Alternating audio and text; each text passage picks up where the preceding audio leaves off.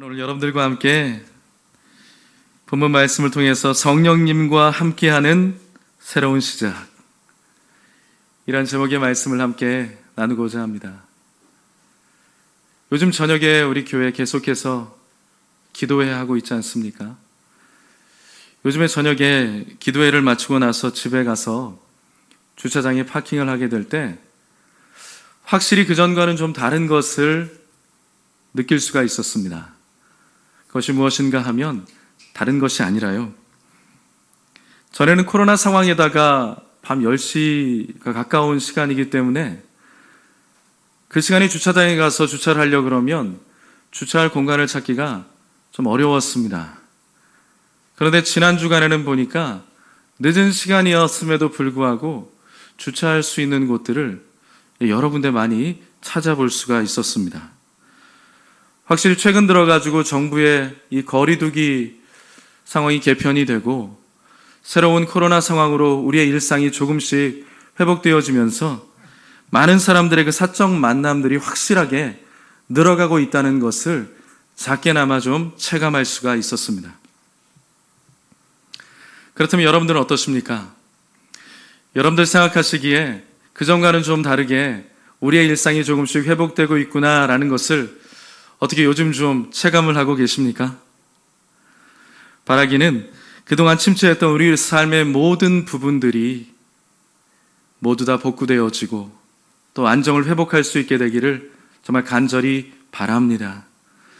그리고 무엇보다도 침체했던 우리의 신앙과 우리의 영성이 다시 회복될 수 있기를 간절히 바랍니다. 그렇다면 다시 새롭게 시작되는 우리의 일상에 있어서 침체했던 우리의 영성과 우리의 신앙을 다시 회복할 수 있는 좋은 방법은 무엇일까요? 우리의 신앙과 영성을 새롭게 시작되는 상황 가운데 회복할 수 있는 좋은 방법, 꼭 필요한 것이 무엇이겠습니까? 오늘 저는 바로 그 부분에 대한 말씀을 함께 나누고자 합니다.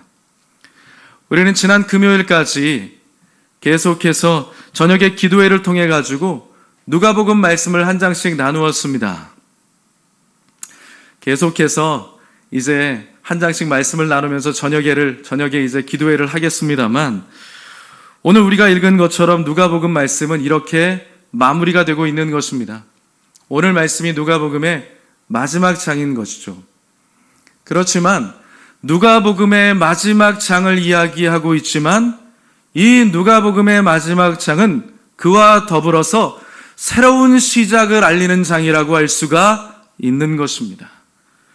오늘 본문 49절에 이렇게 말씀합니다.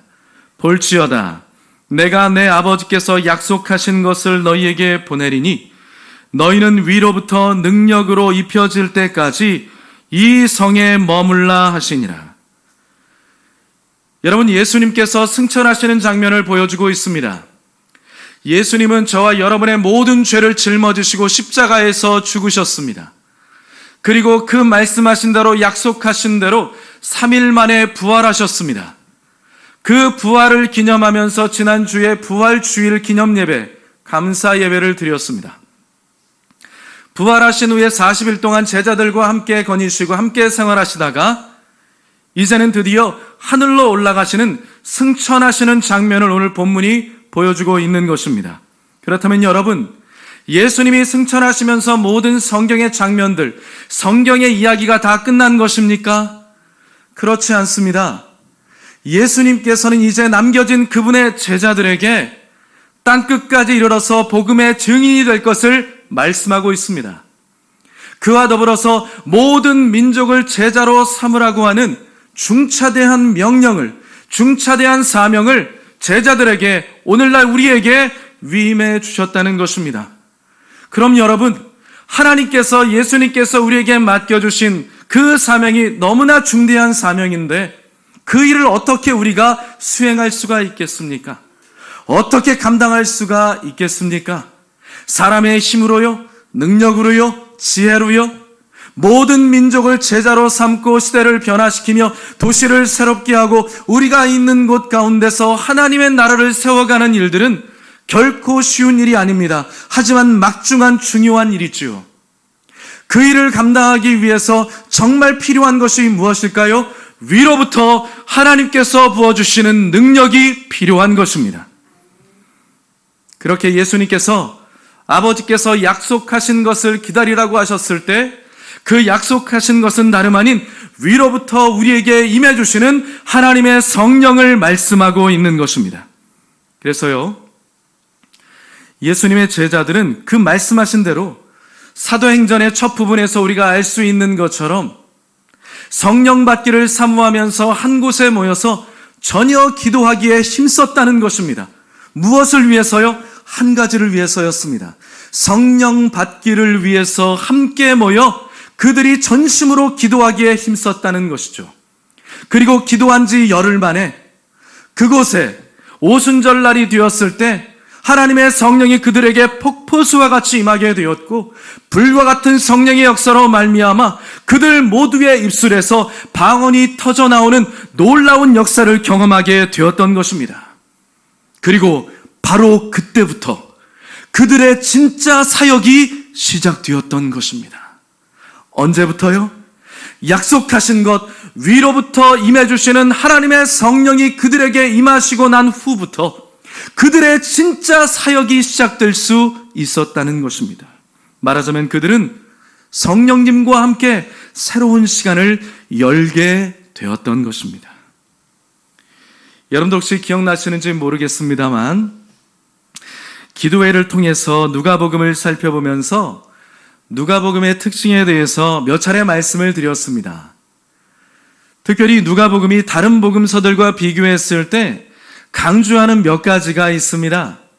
첫 번째 두드러지는 것이 무엇이냐 하면 누가복음은 그 당시에 소외되고 가난하고 이른바 사회적으로 루저로 그렇게 칭함을 얻게 되어지는 사람들의 관심 밖에 있는 사람들에게 예수님이 지대한 관심을 보여준다는 것입니다.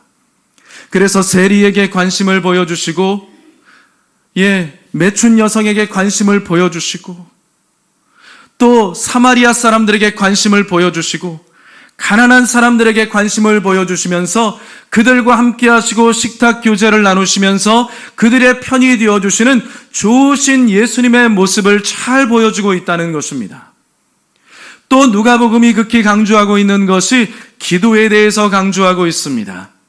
정말 기도가 얼마나 중요한지 예수님께서 기도하시는 그 면면들을 보여주면서 기도를 어떻게 해야 될지 우리에게 잘 보여주고 있는 것입니다. 또 한 가지 누가복음이 강조하는 것이 있는데 그것이 바로 성령을 강조한다는 것입니다. 그래서 여러분 잘 아시는 말씀이 있어요. 여러분들이 잘 아시는 마태복음 7장 11절에 너희가 악한 자라도 좋은 것으로 자식에게 줄 알거든 하물며 하늘에 계신 너희 아버지께서 구하는 자에게 좋은 것으로 주시지 않겠느냐. 아멘. 구하는 자에게 하나님은 좋은 것으로 여러분에게 반드시 허락해 주십니다. 그런데요, 똑같은 말씀을 담고 있는 누가복음에서는 이 말씀을 이렇게 인용하여 말씀하고 있습니다. 누가복음 11장 13절에 너희가 악할지라도 좋은 것을 자식에게 줄 알거든 하물며 너희 하늘 아버지께서 구하는 자에게 성령을 주시지 않겠느냐. 여기서 무엇이라고 말씀합니까? 좋은 것으로 주시지 않겠느냐 이렇게 말씀하고 있는데 그 좋은 것이 무엇입니까? 그 좋은 것이 바로 하나님의 성령이다라고 분명하게 말씀해주고 있는 것입니다. 성도 여러분, 요즘 우리가 조금씩 우리의 일상이 회복되고 있는데 여러분 지금 우리 상황 가운데서 여러분 상황 가운데서 어떤 것이 가장 먼저 회복되었으면 좋겠습니까? 하나님께서 여러분들에게 무엇인가 좋은 것을 주시고자 하는데 내가 정말 그거 받으면 참 좋겠다. 하나님이 내게 주시는 그것을 내가 받았을 때 참 좋겠다라고 생각하는 어떤 것이 혹시 있으십니까? 어떤 분들은 아마 그런 것 생각할지 모르겠습니다. 그동안 재정적으로 참 많이 힘들었는데 이렇게 회복되는 가운데 매출이 좀 회복되어지고 내 월급도 좀 오르고 내가 일하는 곳에, 내가 일하는 그 직장이 좀 잘 됐으면 좋겠다. 그 전과 같이 좀 재정적으로 회복되면 참 좋겠다. 이렇게 생각하는 분들 계실 것 같습니다. 또 어떤 분들은요, 몇 년 동안 어디 제대로 놀러 가지도 못하고 여행도 못 갔는데, 그래가지고 마음이 답답해가지고 죽을 지경이었는데, 이제는 해외가 되었든지 국내가 되었든지 어찌 되었든지 정말 마음 푹 놓고 여행 좀 한번 제대로 가봤으면 참 좋겠다. 내가 그거 받으면 참 좋겠다 라고 생각할지 모르겠습니다. 또 어떤 분들은요, 나는 이것저것 다 상관없고 요즘 거리두기도 완전히 다 개편이 되었고 조정된 김에 빨리빨리 상황이 바뀌어져 가지고 그저 이 마스크라도 좀 벗고 다니면 참 좋겠다 라고 생각할지 모르겠습니다. 여러분들 각자가 생각하는 하나님께로부터 받기를 원하는 그 좋은 것들, 어떤 것들이 있습니까? 사실 제가 예를 들어서 말씀드렸던 모든 것들이 너무너무나 좋은 것이죠. 잃어버리면 안 되는 것입니다. 너무너무나 귀한 것들입니다. 조속히 그 모든 것들이 완벽하게 해결되었으면 좋겠습니다. 회복되었으면 좋겠습니다. 그런데 여러분, 하나님께서 저와 여러분들에게 정말 주시고 싶은 가장 좋은 것이 있습니다. 그것이 바로 무엇이라고요? 성령 하나님이신 것입니다. 성도 여러분, 하나님은 지금의 이 시기에 저와 여러분들이 성령으로 충만하여서 다시 한번 우리의 믿음이 회복되기를 원하십니다. 하나님은 지금 이 시기에 저와 여러분들이 성령으로 충만하여서 다시 한번 우리의 영성과 영권이 회복되기를 원하십니다. 하나님은 지금 이 시기에 저와 여러분들이 성령으로 충만하여서 그동안 우리가 여러 많은 고난을 통과하였는데 그 고난을 통과한 성숙한 그리스도인으로서 우리 앞에 다가오는 새로운 시대와 새로운 시간들을 앞에 담대하게 맞닥뜨리며 나아가기를 하나님께서는 원하시는 것입니다. 누구와 함께요? 성령님과 함께 그 일을 도모하기를 원하시고 있는 것입니다. 여러분, 성경의 이야기를 잘 한번 떠올려 보십시오. 성경을 우리가 찬찬히 잘 살펴보면 중요한 순간순간마다 성령님께서 함께 하시고 역사해 주시고 성령님께서 일하시면서 새로운 시간, 새로운 시대를 열어가셨던 것을 우리는 볼 수 있습니다. 그것을 어디서부터 볼 수 있을까요? 창세기 1장에서부터 볼 수 있습니다. 창세기 1장 2절에 이렇게 말씀합니다. 땅이 혼돈하고 공허하며 흑암이 깊음 위에 있고 하나님의 영은 수면 위에 운행하시니라. 뭐라고 말씀하죠? 혼돈과 공허 가운데 있고 흑암이 가득한 그곳에 아무것도 기대할 수 없고 소망할 수 없을 때 그 모든 것 가운데 성령께서 운행하시기 시작하셨다는 것입니다. 혼돈과 공허와 막막함과 무기력함이 가득한 그곳에, 모든 희망이 사라진 그곳에, 우울함이 가득한 그곳에 성령께서 운행하시기 시작하셨다는 것입니다. 그리고 났을 때 무슨 일이 벌어졌습니까? 1장 2절이었는데 1장 3절에 본격적으로 창조 사역이 시작된 것을 볼 수 있는 것입니다. 여러분, 그와 같이요, 창조의 영이시고 회복의 영이신 성령님께서 함께 하실 때 우리의 혼란하고 무기력하고 답답한 그 모든 것들이 새롭게 변화될 줄 믿습니다. 여러분들 혹시 마음 가운데, 지금 여러분의 마음 가운데 여러분의 마음을 답답하게 하는 것들이 있습니까? 여러분의 마음을 무겁게 하는 것이 있습니까? 여러분의 마음을 두렵게 하는 것이 있습니까? 오늘 이 시간 하나님의 강력한 성령이 여러분들에게 임함으로 말미암아 그 모든 것들로부터 해방되기를 바랍니다. 모든 것들을 벗어버리기를 바랍니다. 그리고 주님께서 열어주시는 새날을 성령님과 함께 나아가시기를 주의 이름으로 축복합니다. 새로운 창조의 역사, 재창조의 역사가 여러분과 저의 삶에, 우리 공동체에 나타나기를 주님의 이름으로 축복합니다. 그렇게 성령님의 역사는요, 창세기 1장부터 등장을 하고 있습니다. 그리고 거기서 끝나는 것이 아닙니다. 성령님은 계속해서 선택받은 사람들에게 충만하게 임하심으로 말미암아 그들과 함께 새로운 시대를 열어가시는 것을 볼 수 있습니다. 멀리 갈 필요도 없지요. 오늘 우리가 보고 있는 누가복음 말씀 어떻습니까? 누가복음 초반부에 성령 충만한 사람들이 등장하고 있습니다. 그 성령 충만한 사람들이 다름 아닌 예수님의 탄생의 사건과 더불어 함께 등장하면서 예수님이 오시는 길을 밝혀주었던 빛나는 조연들의 역할을 감당하고 있지 않습니까? 그 사람들이 누구입니까? 대표적인 사람, 바로 예수님의 육신의 어머니 마리아, 세례 요한의 어머니 엘리사벳, 성전에서 계속해서 몇십 년 동안 기도하면서 메시아를 그처럼 고대하고 기다렸던 정말 경건한 여선지자 안나, 또 시므온과 같은 사람들, 성령 충만한 사람들이 누가복음 초반에 등장하고 있지 않습니까? 모두 다 성령 충만하여서 하나님의 새로운 역사의 한 페이지를 담당하며 나아가는 것을 우리는 볼 수 있는 것입니다. 그와 같이 하나님의 성령께서는요, 우리 위에 임하셔서 하나님이 이루어 가시는 새로운 역사의 한 페이지를 써내려가기를 간절히 원하시고 있는 것입니다. 그뿐만이 아닙니다. 성령 충만하면 빠질 수 없는 분이 있습니다. 바로 우리 구주 예수 그리스도십니다. 예수님은요, 모태로부터 성령의 충만함을 입은 분이었습니다. 예수님은 성령 충만하셔서 마귀의 시험을 이기셨습니다. 예수님은요, 세례 요한을 통하여서 세례를 받으실 때 성령이 비둘기같이 예수님 위에 임하시게 되었고, 그 이후로부터 본격적인 공생애의 사역을 시작할 수 있었다는 것입니다. 그렇게 예수님은 성령님과 함께 새로운 시대를 여셨던 것입니다. 그리고 오늘 그 예수님의 영향력을 받은 본문의 제자들은 어떻습니까? 그들이 본격적인 사역의 분기점, 그것이 바로 사도행전 2장이었죠. 사도행전 2장에서 120명의 사람들에게 성령의 충만함이 임하게 되었고, 우리 성령님께서는 예수님과 함께 새로운 시대를 여셨던 것처럼 성령으로 충만한 그들과 함께 성령님께서는 새로운 시대를 여셨다는 것입니다.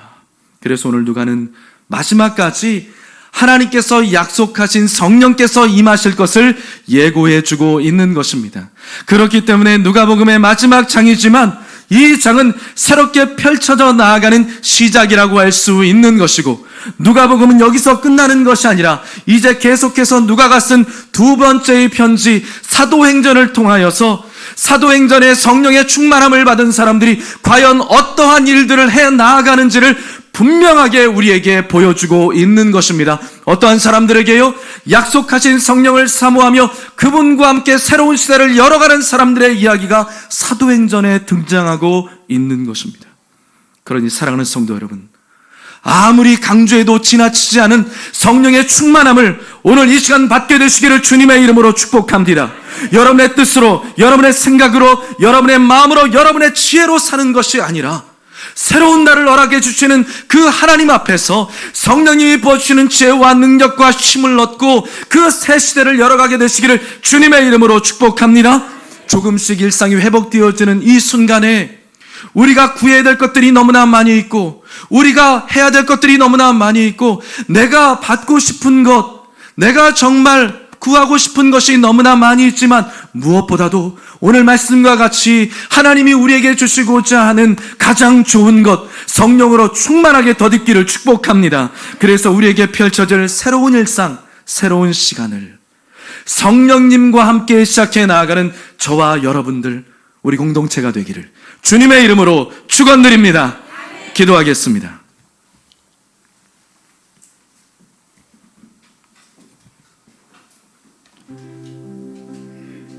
살아계신 거룩하신 성령 하나님, 오늘 이 시간 가운데 사랑하는 모든 성도님들과 이 종위에 임재하여 주시옵소서. 성령님을 혹시 잘 알지 못한다면 그리할지라도 성령 하나님 강권적으로 임재하여 주시옵소서. 마가의 다락방에 120명의 사람들에게 불과 같은 성령의 역사가 임하였고, 그들의 입술에서 방언이 터쳐나오며 그들이 성령님과 함께 새로운 시대를 열어갔던 것처럼 회복되어지는 모든 새로운 일상 가운데 우리가 성령님을 의지함으로 나아갈 수 있도록 도와주시옵소서. 다른 그 어떤 것보다도 성령님을 구합니다. 성령님을 의지합니다. 주님 붙잡아 주시옵소서. 우리가 구해야 될 것들이 많이 있고 필요한 것들이 많이 있사오나 우리는 성령님이 오직 필요합니다.